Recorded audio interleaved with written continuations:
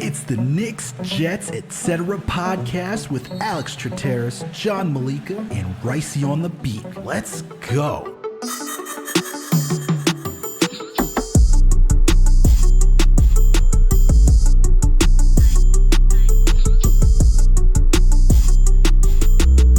Raisi K, the Raisin Man.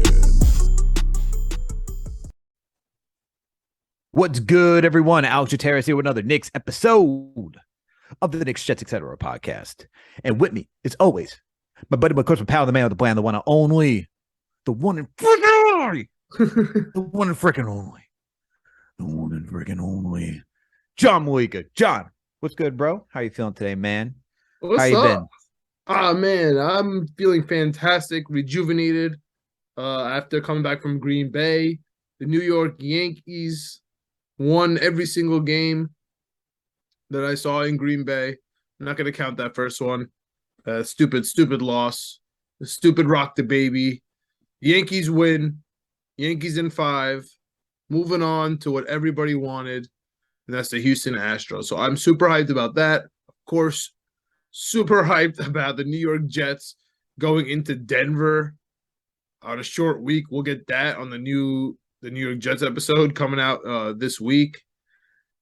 And man, oh man, Alex, the New York Knicks season started. And I just want to know, the other team in Madison Square Garden, the New York Rangers, are absolutely murdering right now. So the vibes are absolutely immaculate in my sports world. They're immaculate around Knicks, around the Jets, and our etc., which minus Greg and the Mets, it's the Yankees here and it's the New York Rangers. So everything's great. Even NYCFC, dude, they advanced. Like now they were supposed to win this series. Now they're going up against a 3 seed. I mean, and they won in Citi Field. Like finally, good vibes out in Citi Field. Like somebody's winning playoff games. Everything is good to go right now, man. I'm really hyped about tomorrow.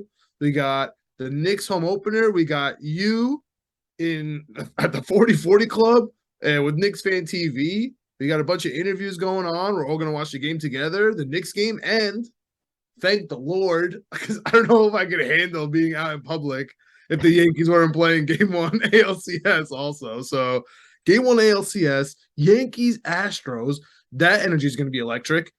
Knicks season opener, that's going to be electric. And then you featured in all these interviews. You got live Knicks Fan TV going on at the 40/40 Club in New York City. I mean, the vibes are immaculate. Jalen Brunson, New York is rocking, baby. Everything except for Elijah Moore. Everything in my world except for Elijah Moore is going absolutely perfect. Hey, but you know what happened? We had Quentin Williams and everybody else complain, and then what happened? They all went off. So if this is just an Elijah Moore getting ready to take off and go on that pace that we need to see from Elijah Moore, I'm with it. Even the Giants, bro. Even the Giants are killing. Look, man, look, this year for New York, even my rugby team, Rugby United New York, they won, bro. They won the chip. The chip. New York is just on top of the world right now, man. We had the Mets and the Yankees. The Yankees are still going. Mets had a really good season, even though it didn't end the way that Mets fans wanted. Giants, Jets, they're all in it right now. You got Rangers doing well. Knicks season's about to start. Let's go. We just got the prelude with the preseason to seeing some efficient basketball. You know, it's going to be a good time, man. It's going to be a good time. We're going to see each other. We're going to be at all these Knicks games. It's going to be, the vibe's going to be immaculate, as our guy Jalen Brunson said. So I'm looking forward to it, man. It's going to be a lot of fun. Basketball season's here. Knicks season's here.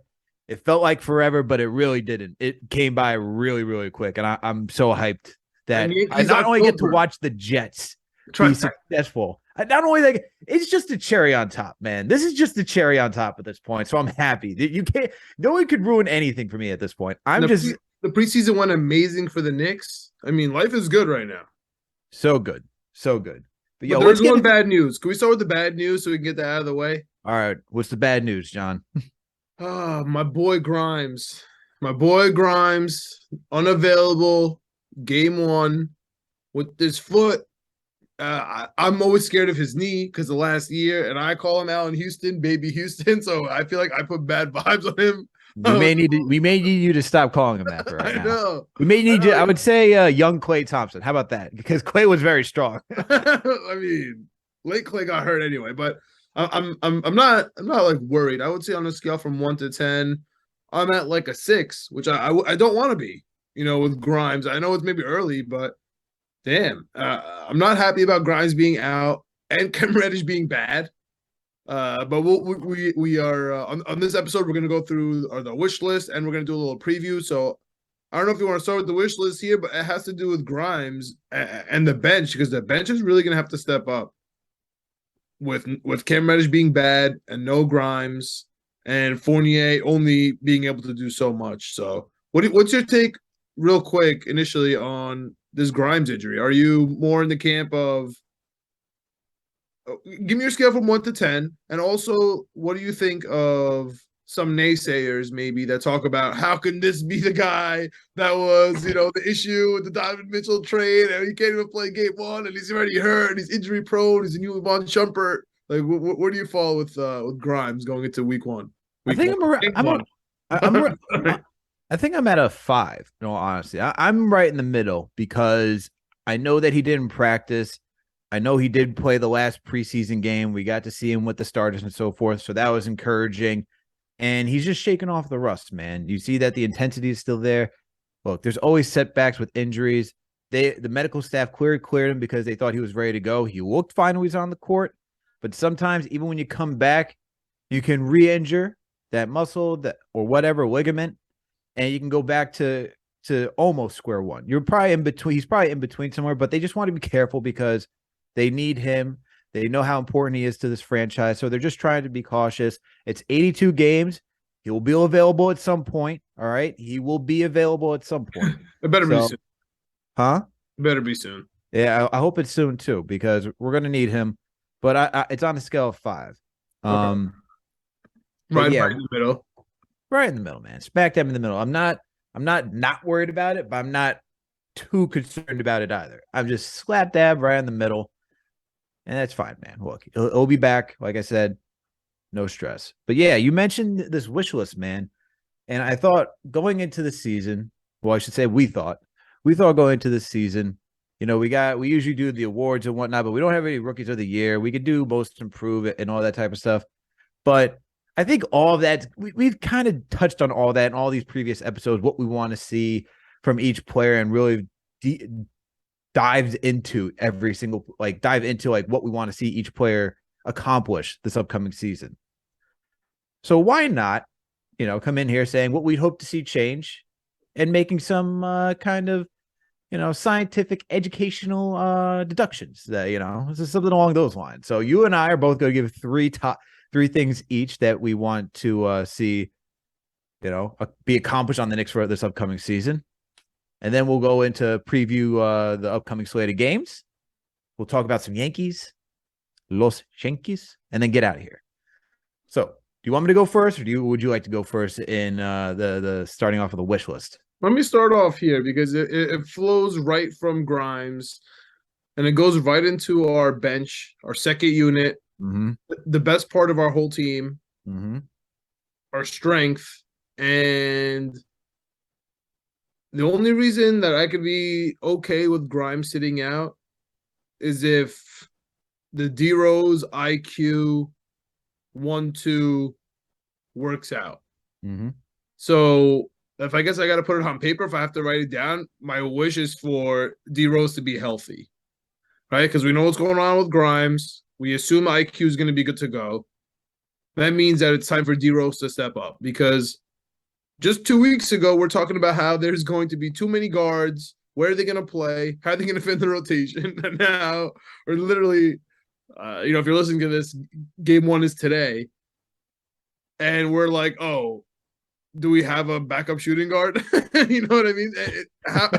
We literally didn't even start game 1. So I guess my wish list is health in general. But specifically for game 1, since we're here right now, and so we could let Grimes get healthy naturally and not force him to come back, I need D-Rose to be healthy.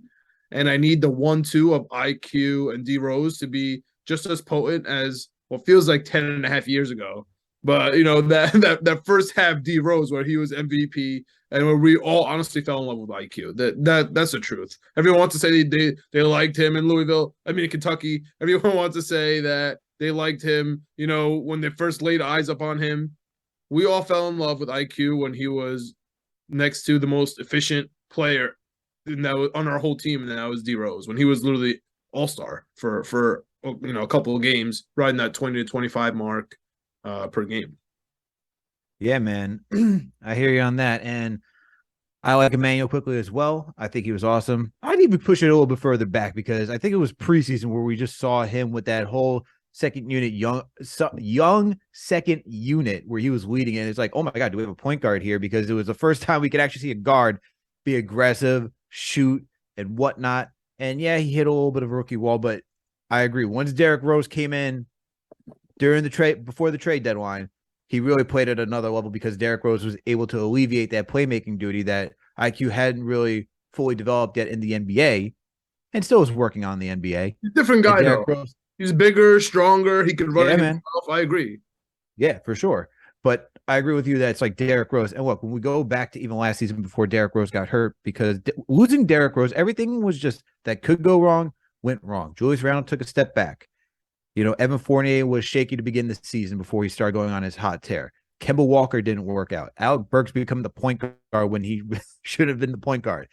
When you lose Derrick Rose to the injury and shake up the second unit and all that, and Thibodeau being stuck in his hockey rotations, it's a recipe for disaster.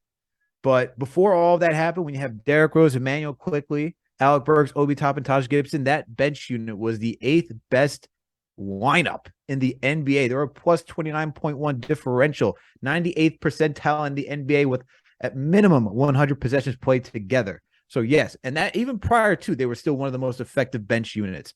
So I agree with you. I want to see the second unit be strong. They were a little shaky this preseason, though. I'm not going to lie.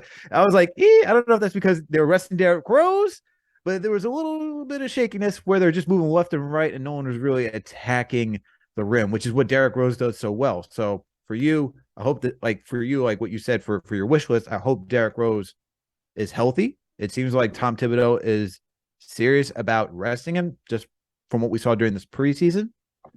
But I want to see them get back to that efficient level that we saw 2 seasons ago because the starting unit based on this preseason looks good. If you have 2 solid units, we're going to be, it's not only a deep team, but a very dynamic team to make some noise in this league, especially in the Eastern Conference. But moving on, my wish list, man. My wish list. And I'm going to start off pretty slow. I would like to see Tom Thibodeau really embrace the depth of this team and really give some extended run, not necessarily just like hockey lineups, but it's like really embrace the depth of this team, not run your players into the ground so that way they could be healthy and fresh for an 82-game season. We know Julius Randle, RJ Barrett led the league. Well, Julius led the league 2 seasons ago in minutes. RJ was not too far behind. You have both of them again in the top of the NBA with minutes played. I would like to see both of them fresh and efficient rather than just burning them into the ground because from what looked like 2 seasons ago, it just seemed like Randall was burnt out. And when we saw him in that playoffs against the Atlanta Hawks, he just seemed fatigued, man. But it wasn't just physically, though. It was also mental. It was also on the fans and the media. It just was. I know we don't want to take it, but it was. It was everything. It was everything. Having fans back in there, us being hyped because it was the first time in a while for over 8 seasons that we saw the Knicks back in the playoffs. You have the crowd just chanting in there. The crowd was getting rowdy. But listen, we all of Yankee fans, when I'm traveling in Green Bay, talking to people, or when I'm listening to Bob Costas on TBS calling the game, everybody's ragging on Yankee fans for booing Aaron Judge. And ever since that happened, he absolutely killed it. It's like, oh, how can you boo him? Because he sucked for the first couple games. It's okay. You know what I mean? For the Knicks and Julius Randle, it just didn't work out that way. It had the opposite effect. You know what I mean? But it was still on us, on the Knicks fans, in my opinion, on Julius Randle. Yeah, I think it's more so like, look, any athlete's going to hear some boos at some point in their life. That's part of the nature of the game. Got to have that mental fortitude. You're in the public light. So And obviously, the thing that we heard was more so the attacking of his family, just social media. That's not all fans. That's, the small, Sure. terrible group of fans. But still, getting back to my point, it just seems like Randall was exhausted. And it kind of looked that way last season, too. I mean, we didn't see the same effort on defense. We saw him bring him the ball slowly sometimes and slowly try to get his teammates into sets, which that's a whole other issue. But regardless, it just seemed like he was exhausted from the weight of 2 seasons ago and then last season. So I hope that Tibbs, and I keep saying this, goes the way of what we see for Giannis Antetokounmpo and other players, right? Where it's just there's a cap for most games. Like you keep let's say it's 32, right? Obviously it changes. He's not gonna play 32 strict every single night. You're playing the Bucks and you're competing the Bucks because you got to win this game based on where you're in seeding in the East right now. Yeah, he plays a little bit more. You're playing the Orlando Magic, you're killing them. There's no reason to keep having these guys up until like 3 minutes left in the fourth quarter. Makes absolutely no sense. If you're killing the Magic, that's what I'm talking about. So I would just like to see, because we're playing the Magic on October 24th. That's my first game of the year. So you randomly brought up the Magic. I hope we're blowing out the Magic and we're fighting after the episode about Tibbs playing Randall an extra 3 minutes and we wanted it to go to OB so bad. I hope that's the issue. Man, we'll see, man. We'll see. Hopefully it is that way when it comes there, but that's what I'm hoping for, man. What are your thoughts? Listen, I'm going to segue into I'm going to answer one of my thoughts on you and segue into my second wish list. And it has also to do with the media and fans. So I agree with you. I would love for the Knicks / Tibbs to not be stingent, not be annoying, not run on a script. I hate when my baseball manager runs as a script. I hate when my basketball coach runs a script. I hate when my football coach runs, with a script, right? It's all the same. I hate them all. They all have different disadvantages when they do that. But for basketball, when we could start calling the exact sub at the exact time before it happens, imagine what they're actually scouting against us. You know what I mean? We become predictable. So I agree with you. I don't want to become predictable, and I don't want to become what's the word? Like, I don't want to be stubborn. I don't want to be stubborn, right? If Obi Toppin deserves to get in the game, let him get in the game. It doesn't matter that Randall's extension kicks in. You know what I mean? If he's playing bad, just put Obi in. He can do it, and split the time. Doesn't have to be 35-20 because that's the exact percentage split of salary. You know what I mean? I feel like what's going on. I agree with you there, but my wish list kind of goes against that, and that's for the fans and the media not to nitpick every single minute for every single player in every single game. Like, oh my God, Obi should have played 26 minutes, not, and Randall played 34. He should have played 32 and add those two here, -1 from D Rose, add it to Cam Reddish. Like, it's not like an NBA 2K bar stat. You know what I mean? You're like, okay, -1 here, add 1 here. Like, it's so annoying. And that's like the positives and negatives of Nick Nation, right? Because we're so in tune with the game, with the players, with the rotations, with the plays, like literally everything. Even down to the out of bounds plays. Like, I remember we were freaking out about like the out of bounds plays, and how everyone was mad that it went to Randall, but everybody else was like scrambled in the middle with a bad play, and we were getting on tips for that, right? So all I ask is for just a little less scrutiny on minutes and just to actually give Randall a chance, right? I know that sounds crazy because he's annoying and he drove us nuts and we have animosity with him, but like, give Tibbs a chance. Like, everyone was freaking out about Brunson, and then literally after 1 game, everybody's all cool. Everybody's good to go. You know what I mean? And so I just wish we had that kind of same deference with Tibbs or Randall. Because listen, as soon as Randall does well, it's going to be like, oh, speaking as a Randall hater, that's how everything's going to stop. Or speaking as a guy who never fell off the Randall train, or speaking like, I'm so sick of all this crap already with Julius Randle and Obi Toppin, and the season didn't even start yet. You know what I mean? And I'm so happy that the Cam Reddish nonsense is gone. Like, this is the stuff that really bothers me about the next season. Like, Every game, oh, we lost because Cam Reddish. Oh, we lost because IQ didn't play. The full time that I decided was would have won us this game.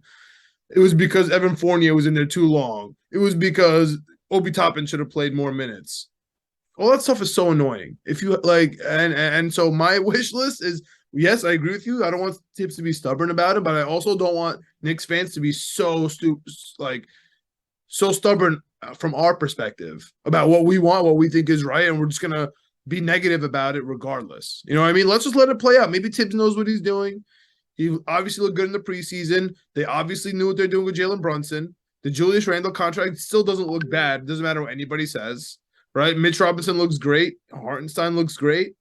The draft picks are amazing. Like, why don't we just let's just let it play out? We have a point guard for the first time ever. And dude, I keep looking at the East. I love the Knicks in the East, man. I really think this team has a real chance to be a real team in the Eastern Conference. And so I guess it's a long-winded way of saying, and I hate this phrase because it's for our rivals, but I just hope we trust the process. Oh my God. Get that saying out of here. I know, if you hate, not in a bad way, not in like a tank way, but like I want to trust this Knicks process, dude. We finally got a point guard. We created everything around the quarterback, and we finally inserted a quarterback. I think the team's going to be really good. I really, really do.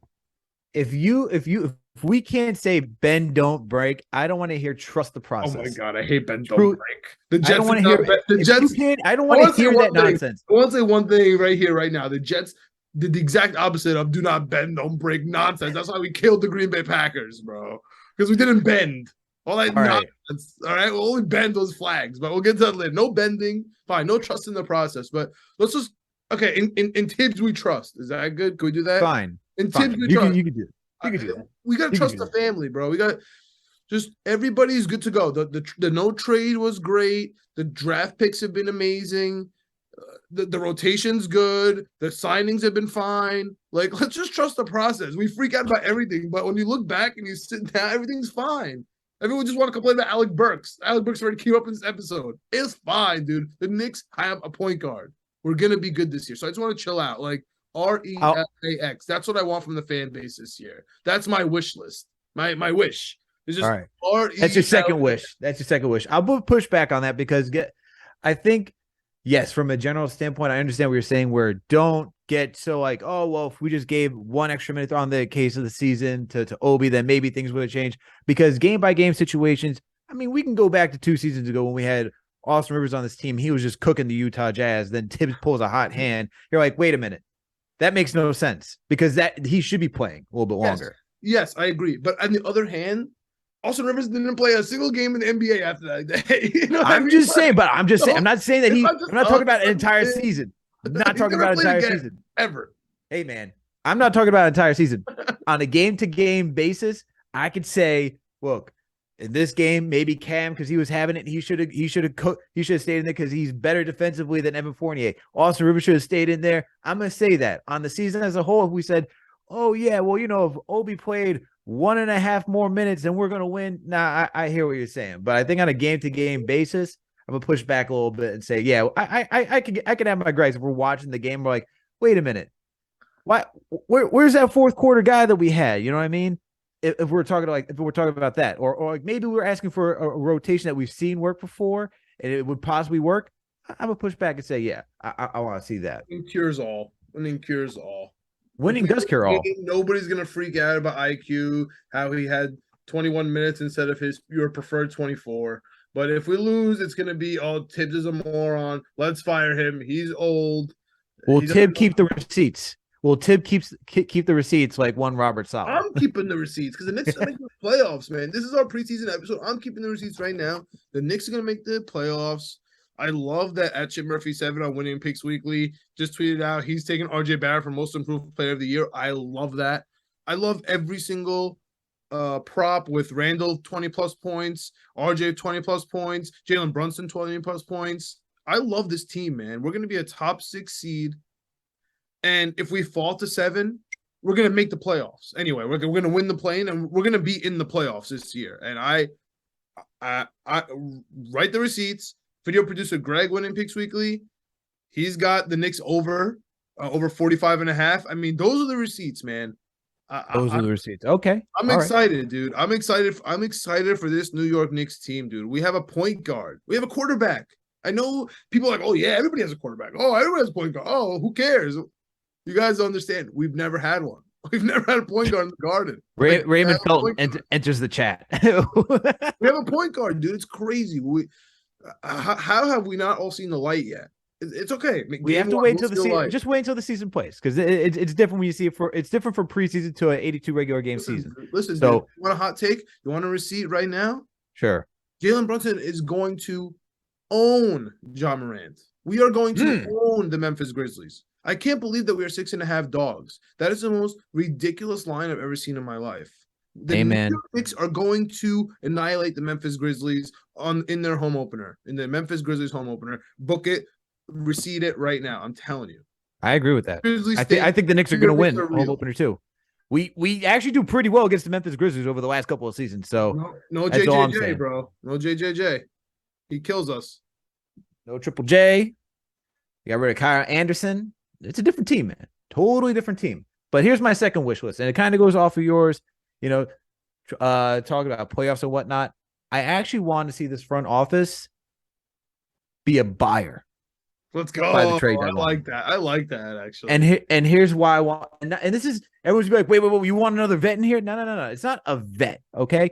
I want the Knicks because we still have a lot of assets, okay? We still have a lot of players between Cam Reddish and everybody who's questionable if they're going to be making this rotation, and we know who's already on the outside looking in.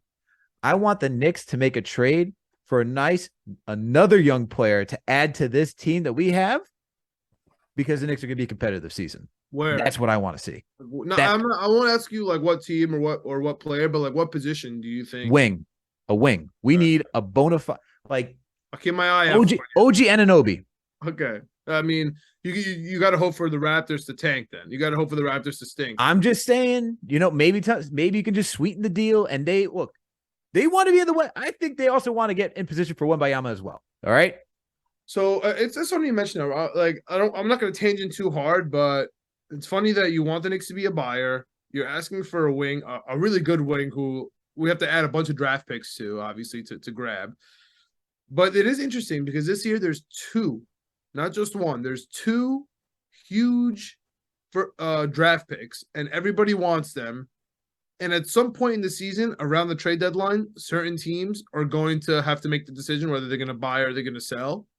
And if one of those teams has a wing, and they want to trust the process, I got you. I understand. Now you don't want to use that for the Knicks. If you don't trust the process and start tanking, the Knicks could swoop in. Because I don't give a damn about any of our first-round picks this year. I don't care about them at all. Everyone's been crying about them to me for 6-7 months now, about our protected picks, our not-protected picks, all these. I don't care about them at all.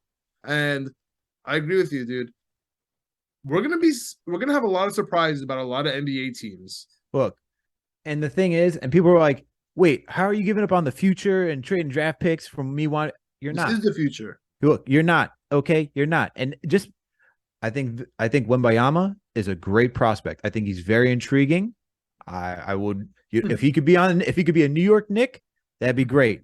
But being realistic, we're not in position to even think of Wembanyama, not even Scoot. All right. If you're telling me that we can't trade for a wing, then my next alternative, we got to cash in some of these draft picks to move up the draft. I don't care how many. If we're missing that position, I want the Knicks, if they're not buyer by the trade deadline, I want to see those draft picks pushed in this draft. I need to see it. I like that. Cam Reddish and a couple first-round picks for some wing somewhere. I'll keep my eye out. I like that. Fournier might have to be in that too, depending on the salary. All right, but who's going to be our shooting guard? I mean, we'll see. If Grimes makes it back, that was my first wish. And going to my last wish here, you know where this is going to be, Alex. It's the centers. I need Mitch Robinson to average a double-double. Like, I don't care if I sound like Shaquille O'Neal right now, like going nuts, like I want 27 and 32 from DeMarcus Cousins, and then I'll come talk to him in the Sacramento Kings locker room, when he's like freaking out. I'm not doing that. I just want a double-double. And he is clear-headed. He has I don't want to say he actually has. He has maybe shown proof that there could maybe possibly be an offensive game with his back to the basket. I put as many adjectives on that as possible. I don't want to be excited. Many contingencies on that. Like I don't know what to do because I don't want to overexcite myself with Mitch Robinson. But if Mitch Robinson can get that double-double, stay out of foul trouble. But when he does get fouls, Hartenstein just step up into the same role. He has a passer. He does more of the high pick and roll. For some reason, he attracts people up to him on the top of the key. I don't really know why, but for some reason, he does something with the ball that he attracts people to him that, it's opposite of Mitch. But I want a lot from our centers. And I think that this team's going to go as far as the centers take them because we learned what happens if Julius Randle and Obi Toppin are your big men. We learned, like we saw it. And so unfortunately that means our anchors, our whole team kind of revolves around defense. We know that from Tibbs, but then that means it revolves around Mitch Robinson and Hartenstein. Hartenstein gets on the floor. He's going to be a fan favorite. He dives for the ball, stay healthy. Mitch Robinson, stay healthy. Stay on the court. Get boards. Make the right pass. Get lobs. Like, I don't ask anything of you guys, really. Like Mitch Robinson, you want to put your back to the basket once a game. Hartenstein, you want to get 2 assists a game. Perfect. Otherwise, just get the ball. Like that's my wish. We just have those 2 Tyson Chandler centers. You know what I mean? That are just kind of there to anchor this defense. And if we have an anchor at center, Julius Randle is a real defender. Obi Toppin can, does things, especially in the second unit. He gets in the passing lane. He runs a transition. RJ Barrett, we know he's a defensive menace. Jalen Brunson, he's a really good defensive player. Grimes, we know defense. Fournier, we know offense. Dude, Fournier D's up if there's team defense. He does it with France, and he's done it with the Magic. And he did it maybe for spurts with the Knicks before we all got mad at him. So I'm excited about the centers, man. My wish list officially is for the centers it's for Mitch Robinson to get a double-double and the centers to stay on the court. To stay healthy, stay on the court all year. All right. My wish list, my last one. I need to see an all-star. I need to see an all-star on this team. Wow. That's what I want. Who's it going to be? That's a tough one in the East, dude. It's tough. All these positions are very tough. I think the position that could easily be ascertained is power forward by Julius Randle, but I don't think he's going to be an all-star this year. I don't think he'll be back up there. Who I would like to see it's RJ Barrett, obviously. I mean, if RJ's an all-star, that takes us. It's RJ Barrett. If it's RJ Barrett, I think it goes leaps and bounds, head over heels for like what this team is in the future if he can actually be that. It's very stacked at the wing, so I find that to be very, very difficult for him to make. I mean, you got to think about Tatum, Jaylen Brown, you got Kevin Durant.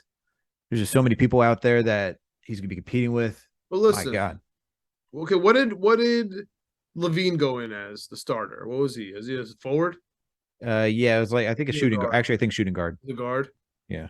Like same thing. You also got DeRozan too, man. Between Levine and DeRozan. Listen, RJ and Brunson, they could steal that spot. Jimmy Butler. I think honestly, I think those are guarantees. I think Tatum is a guarantee to be a starter because I think he's going to have the stats, especially this year. I honestly think Brunson will get the all-star votes to get in. Give me I think your point guard. Give me your guaranteed all-star conference starters. We got Giannis, Embiid, KD.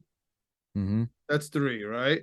Yep. That leaves 2 more spots, but only guards. So it can't be Randall. Can't be Randall. I would say if Kyrie plays this entire season, Kyrie's going to be the point guard. Kyrie, there's Harden. I guess Harden would probably be the shooting guard if he has a nice healthy season too, because Maxi's the point guard over in Philadelphia. So you have Trae Young too. Yeah, you also got Trae Young. It's tough, man. Actually, honestly, I could see one of these boys sneaking up on the bench, dude. To be honest with you, I could see Randall sneaking up on this bench. as a forward. I could see Brunson sneaking up on the bench. I wonder what Murray and you know how I feel about the Hawks, and honestly, from non-biased, I just think their bench is so bad. I think Oh, it is. losing Gallo is tough. I know nobody cares. John Collins stinks. Bogey's always hurt. I don't know. I really do not trust Atlanta. I wonder what their guard situation. I know like Murray's in there too. I know we're talking about all-stars because that's your wish, and maybe we're going a little off the rails here, but the more I'm looking at it, Look, man. Listen, I'm saying Mitch Robinson has a chance. I know that's weird, but if he's averaging a As a double-double, backup, yeah. I mean, he has a great chance as a backup center. If he goes off the season, 100%. it's possible. It's possible, man. Okay. Look, I'm gonna keep my eye out. I like that, dude. I'm gonna look if there's some odds on that. Look, Just for backups. Nobody's gonna start. Nobody's gonna start. let's look at here. Let's just go through the All-Stars. Charlotte, they're already in disarray. I mean, you also got James Bouknight who got caught for a supposed DUI. That whole team is going down. I don't think they have enough players. Lamelo, even though he's transcendent, I don't see the Hornets. They've been the 10th seed in 2 consecutive years. Losing Bridges is a big loss for them. He was a key factor for why they made the playoffs as well, considering that Gordon Hayward usually gets injured, and you can always predict Gordon Hayward to get injured this season. So I don't think LaMelo can shoulder that load by himself. Fred VanVleet, I put Jalen Brunson right there, man, as competent point guard. I put him right there. I agree. You got the Philadelphia 76ers, Tyrese Maxey. I think Brunson's more seasoned than Tyrese Maxey. I think he's over that. James Harden. Orlando Magic, Cole Anthony. I think he's more seasoned than Cole Anthony. James Harden. Is James Harden the point guard or is it Tyrese Maxey? Who's He's considered? Doesn't matter. He's a guard. Okay, because they're doing okay. So even for guard, fine. But I still think like if you're looking at teams like Harden, he's gonna be an all-star. You got it. Yeah. Harden will be in there. But I look at the Orlando Magic, no one there. Bucks, you gotta consider Drew Holiday. Miami Heat. And obviously Giannis. No, Middleton. Middleton's gonna be hurt. No, I'm talking about just for guard. I'm just talking about for guard. Okay. I think Middleton's considered a forward, so that's why he's considered a forward. Mm-hmm. Miami Heat, I don't see Kyle Lowry. Brooklyn Nets, Kyrie, is going to be up there. Who? Hera. Yeah. Who? Your boy. Yeah. Okay. Indiana Pacers. I don't think it's Halliburton. That team's not going to be good enough to give anyone the All-Star nod. Detroit Pistons. Sweepstakes. Yeah. Detroit Pistons. I like Cade Cunningham. I don't think he's going to be there yet for an All-Star either. Cavs. Now, Garland does have the chance. He was last season, so Garland could be up there again. I completely forgot about that. He's in the East. Yeah, so you got Garland. Bulls. Dude, the guard is tough. We just named so many. The guard is tough. It is. Marcus Smart. I don't see Marcus Smart being up there. Atlanta Hawks, you got Trae Young, but I think that Brunson has a good shot, man. I don't know. The Knicks named a lot. That was tough. It's tough. I'm just talking for what is it? Bench. I think Brunson can get up there. I think he could surprise people. All right, I'm going center / forward. It's either going to be Randall or Mitch. Just based on the other players. Yeah. You know what I mean? Yeah. We'll see. I hear you. But sometimes, you get some surprises out of there, players that are really doing well. I mean, look, if the Knicks are hovering around 500 and over and they're competing and Brunson's going off, it's an easy case to get him into the All-Star. Well, listen, we're going to go into the schedule right now. And to be honest with you, I love the first half of the schedule going into the All-Star. I think we're going to be above 500 going into, Well, let's just before we keep going into the schedule, let's just wrap up what our wish list is. So for you want fans to that's my number 2. All right. So why don't you list off all 3 that you got, and I'll list off all my 3. So number for yours, 1, I need my players healthy. Yep. Because Grimes is out, so I need D Rose to be healthy. I need the guards to come in, and I need D Rose and IQ to continue the IQ D Rose that we all remember, and that's in our brain, and we all need it. That's my number 1. Yep. My number 2 is for Knicks fans to go in with an open mind and watch every game with an open mind. And if we lose, to not just go absolutely crazy, fire the coach because Randall had more minutes than Obi Toppin. Randall's a better defender. Okay? Like sometimes this has to happen. IQ, it's okay that he gets less minutes. Like it's okay. So I want Knicks fans and Tibbs to be less stubborn. But just chill out. Go in with an empty mind. and let's just see. We have one of the best regular season coaches of all time. Let's just let it roll and not try to fire him if one game you don't like his rotation. Mhm. And number 3, I need the centers to stay on the court. They're healthy for the most part. Knock on wood, right? But just stay on the court, meaning fouls and meaning efficiency. Well, you gotta get on the ground if you're Hartenstein. You gotta make assists if you're Hartenstein.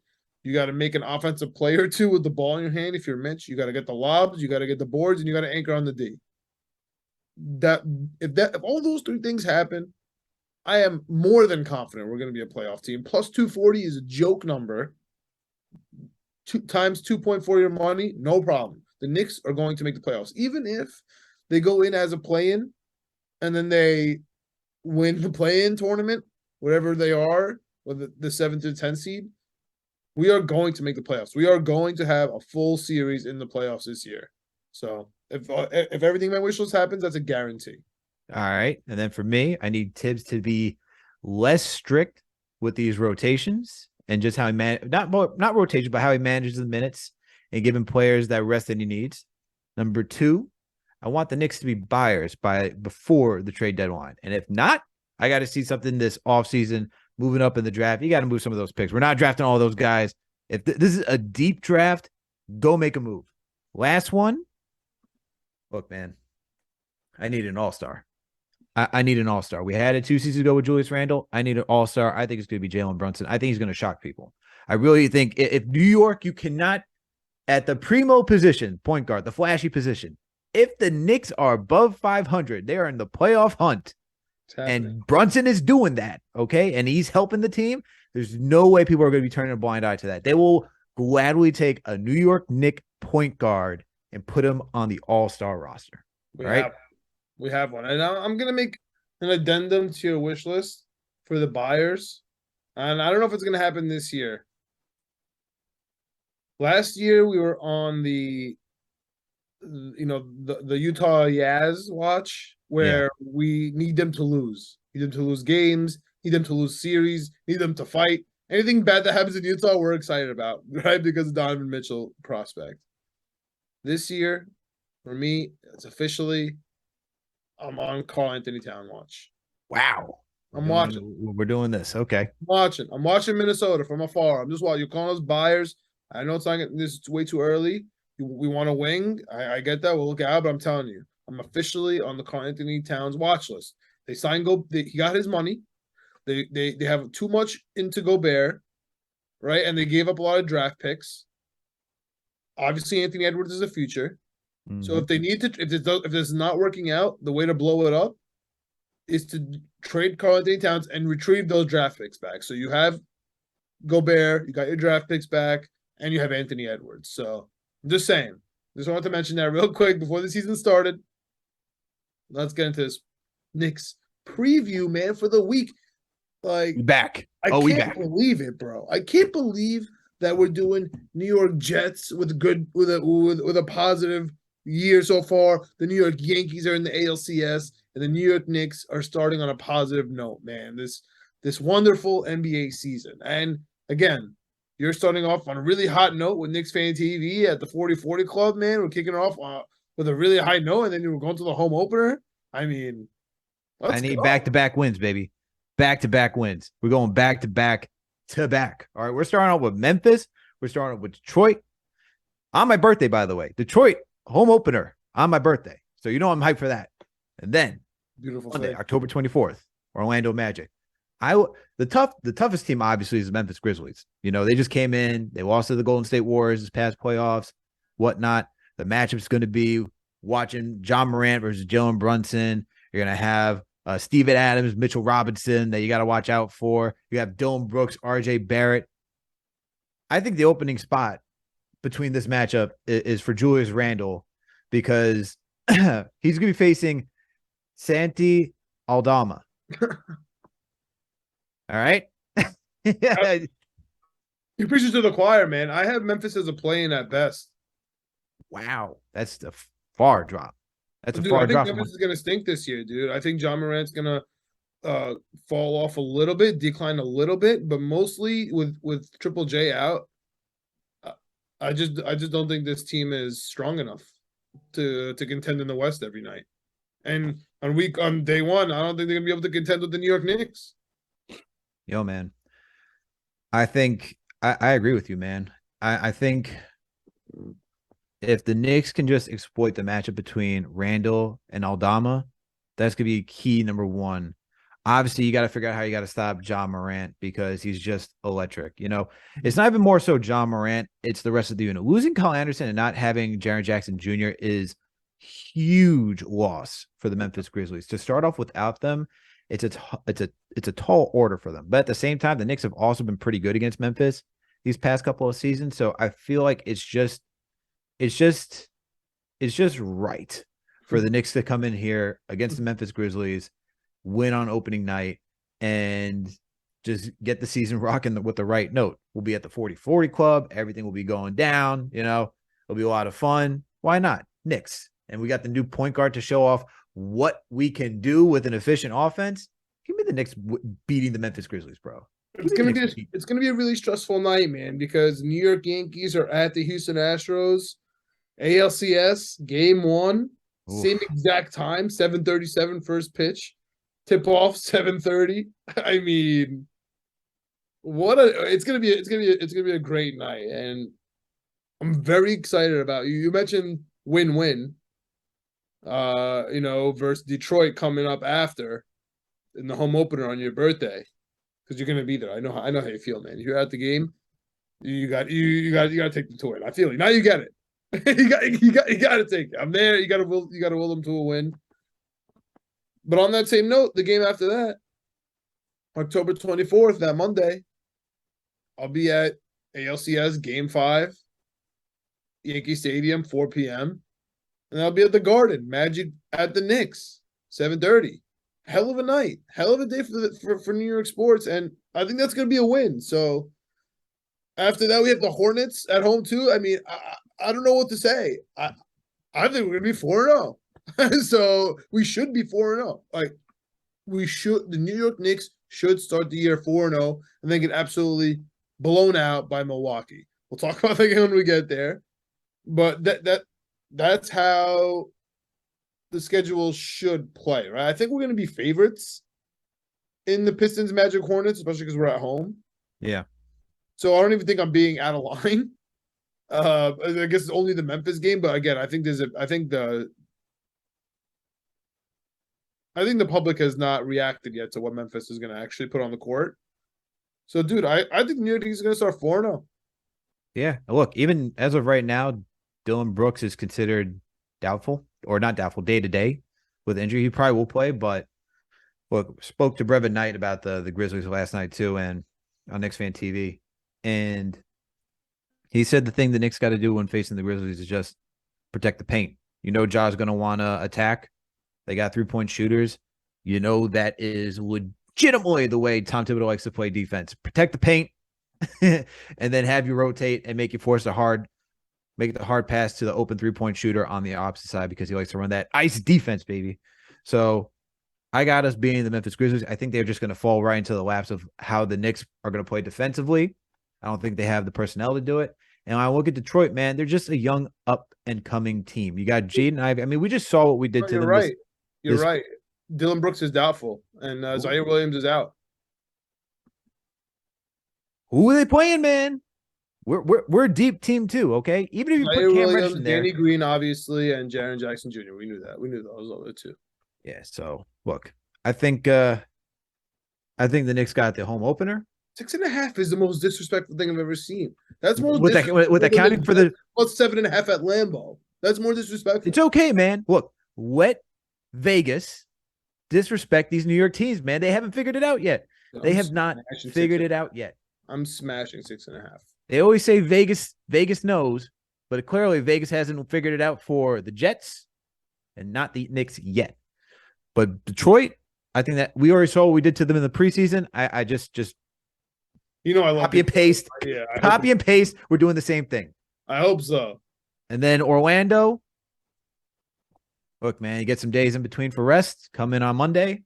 We better win that game. Go to work. You got to go to work because no team should be looking ahead but the Milwaukee Bucks are the next game, as you pointed out. If I'm the Knicks, I'm like, this is gonna be a dogfight in the East. Let's worry about getting these 3 games, and then we'll worry about the Bucks. All right. So I agree. Game by game, every game is different. Beat Memphis in Memphis. Huge game. We only go to Memphis once a year. Get it out of the way. Home opener, tough, tough environment. We're gonna beat them. We're gonna win 3 games that we should win. We are not losing to the damn Hornets in Madison Square Garden again. I'm so sick of it. We're just not. You mentioned all the issues with Hornets early in this episode. We're not losing that. We're not losing that game. You mentioned we beat the Pistons, beat the brakes off of them in the preseason, and we own the Magic, dude. 4-0. Stamp it right now. Receipts. I like it. But now, John, let's talk about the other thing. Let's do a little bit of Yankee talk before we get out of here, because they just, they defeated the Guardians. Like, they killed the Guardians. After the rocking of the baby or whatever that other gesture could be. I know what the other gesture could be, but it looked like it was trying to put us to sleep. He didn't put us to sleep. No one put us to sleep. It's the New York Yankees, baby. You don't put us to sleep. Dude, Josh Naylor is an absolute loser.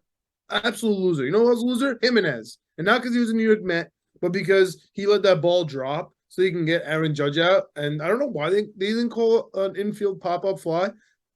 Dude, the Cleveland Guardians are a bunch of losers. They had the easiest path to be the darlings of Major League Baseball. The easiest path. They got the rain delays to help them.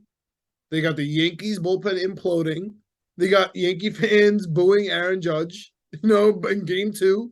They got day games every single day, Yankee Stadium, which I'll get into with the ALCS. It was perfect. It was a perfect scenario. And the absolute moron from the Cleveland Guardians gets a home run off Cole when Cole was dealing. Like, Cole had a good game. You do that whole show. Like, you literally put on a show while running around like an idiot. Yep. I hope that his entire fan base gives him the silent treatment. They look so embarrassed every single time the Yankees were rocking. Like, Gleyber Torres, what's his face? Wally got a ball right up the middle, and he started calling him in Spanish, calling him his son, like screaming at him, and he's like laughing as walking back. Like, Jose Ramirez was at second. Jose Ramirez is rumored to be one of the nicest players in all of baseball, respected everywhere, and he was just like so pissed. He was just standing there. You know what I mean? And then at the end of the game, when Gleyber Torres does the little rock, staring right at the bench, and then did it again, like he paused and did it again to just make sure that they saw him. Why would you motivate the New York Yankees? At a time where you literally had a chance to be the darlings. Everyone would have loved you. Take down the big bad Yankees. No one has to hear from us again. No one gives us the series that everybody wants, the Yankees versus the Astros. The Guardians, honestly, they blew it. They had us back to the wall. They really did. They did. No, they legitimately did. Boone didn't know what the hell he was doing. Right? No, they were up 2-1 in the series on their home turf, and then you decide to showboat like midway through. And you're like, I was just like, wow, that's cocky. It makes no sense, dude. Like, we were literally firing Aaron Boone two days ago because of the Clay Holmes situation. And now all of a sudden Clay Holmes is a legit starter. Everything's fine. Like, Wandy closed it out in the 9th. Like, everything's good now. Like, you guys are idiots. And everyone is together. We're all doing the rock the baby.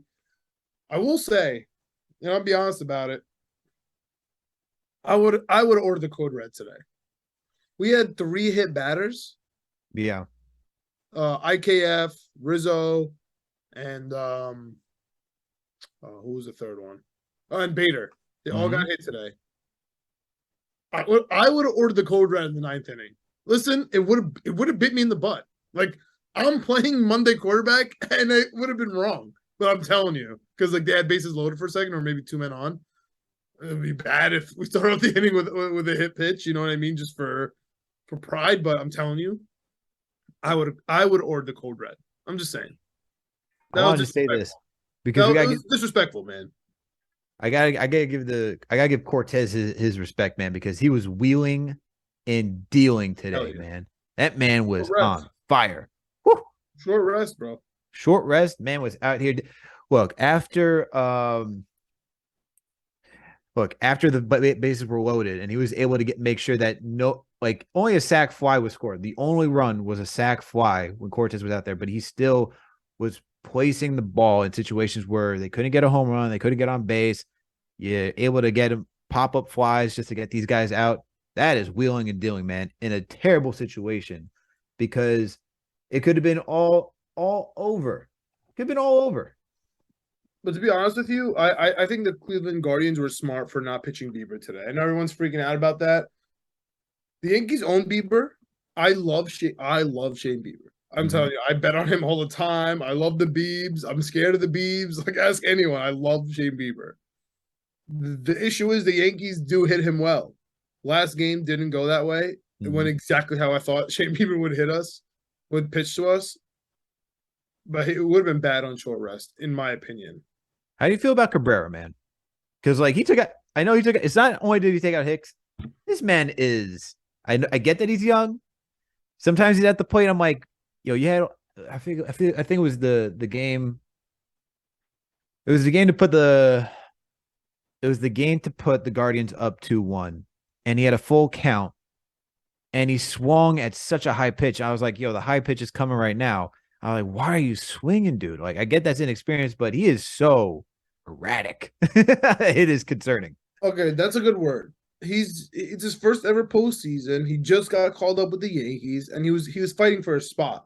Like, he played almost every position, whether it's outfield, whether it's infield. He's all over the place, just trying to find, where he can play.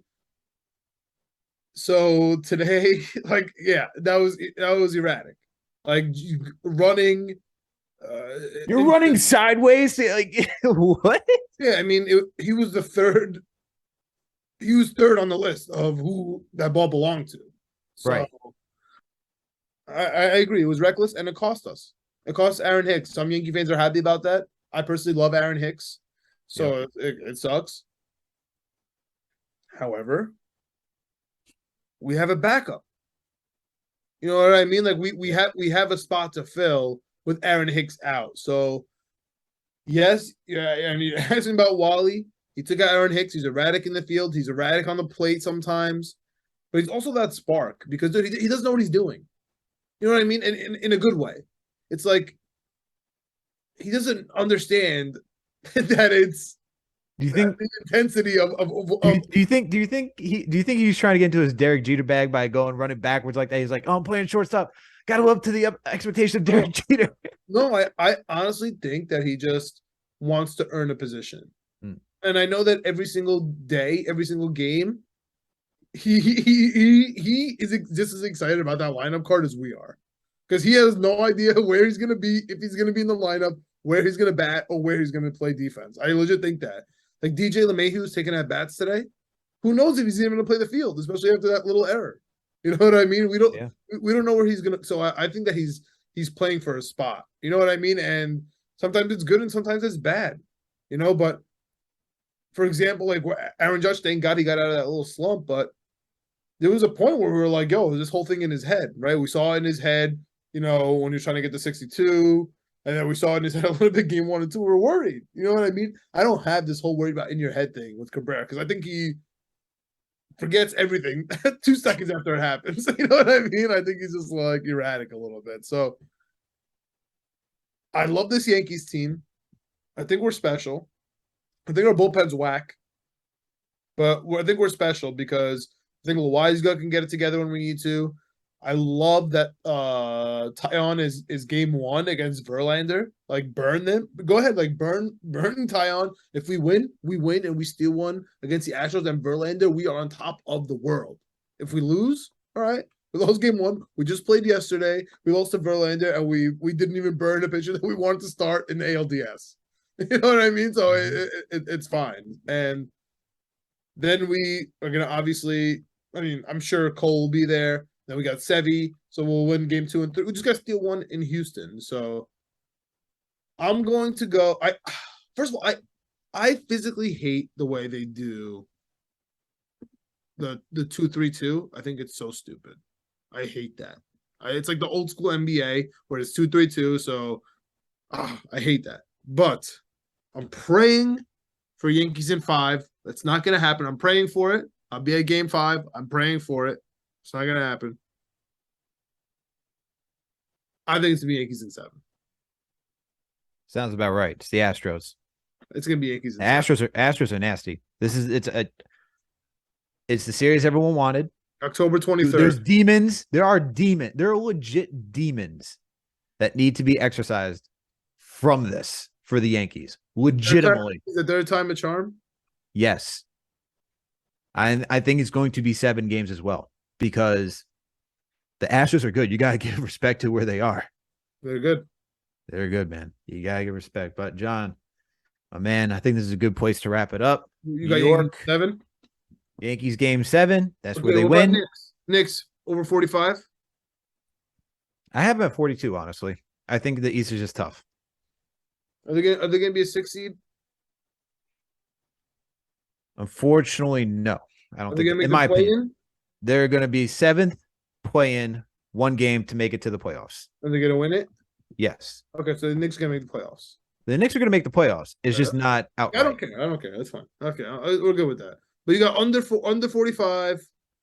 Knicks make the playoffs as a play-in, and Yankees in 7. I Yes. like it. Yep. Let's go. And guess what? Jets are making the playoffs too. So Plus 710, baby. Feed it to me. on that note, thank you everyone for tuning for the next episode of the Knicks, Jets, etc. podcast.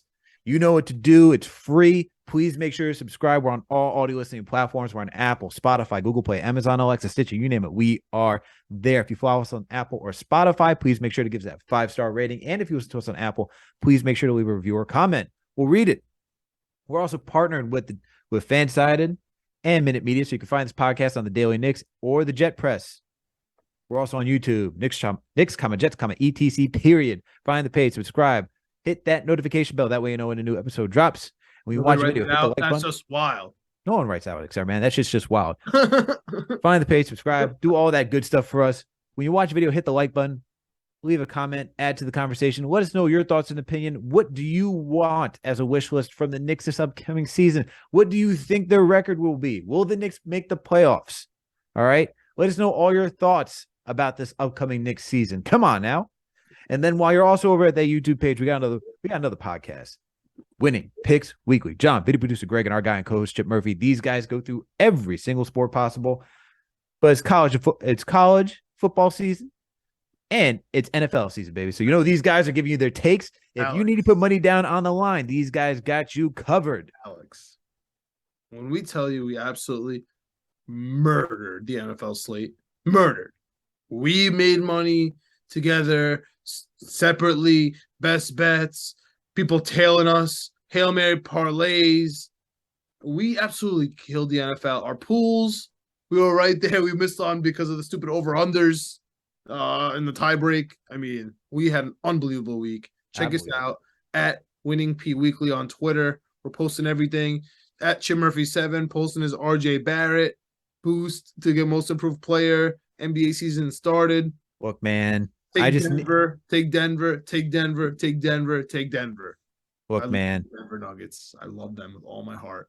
Look, man. Massachusetts legalized sports gambling, sports betting. We're going to get online stuff next year. I need it now. I can't wait. NBA. Look, man, I'm watching you guys be able to place bets on the Jets and everybody. I'm like, so it's frustrating, man. It's frustrating. Tell us of a Jets bet. What world do I live in? I have no idea, man. Road Warriors, baby. Let's go. Warriors. I think I might be the Road Warrior at this point. Let's go. But last and certainly not least, please make sure to follow us on all social media platforms. We're on Facebook, Twitter, Instagram, TikTok, you name it. We are there. Thank you, everyone, for tuning in for the next episode of the Knicks, Jets, etc. podcast. We out. 4-0. Let's go, Knicks. 4-0.